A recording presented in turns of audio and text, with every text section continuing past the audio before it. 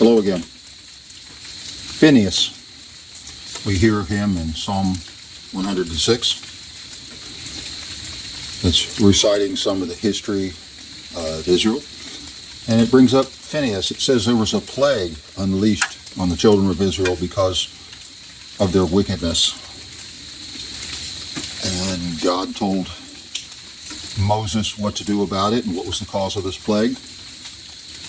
And people standing there, and this one guy laughed at the whole thing, and he grabbed this chick and took her to her tent and proceeded to fornicate with her, to mock what?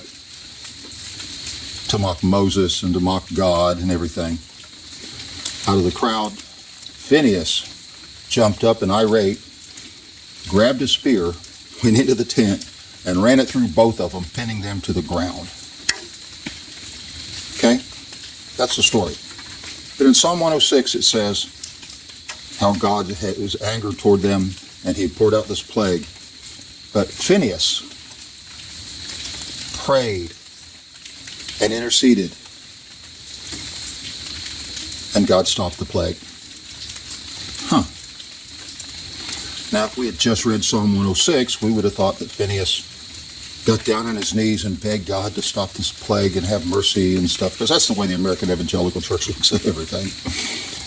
But we know the story from Numbers 25. Phineas,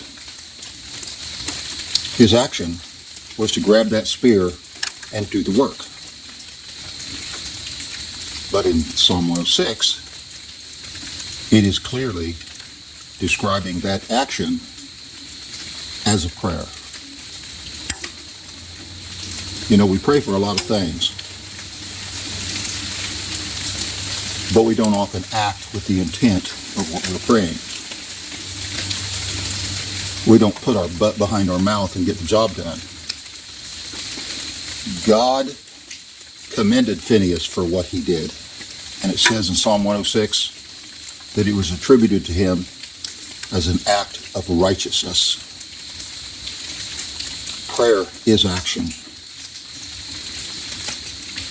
But a prayer that has no action, is it truly a prayer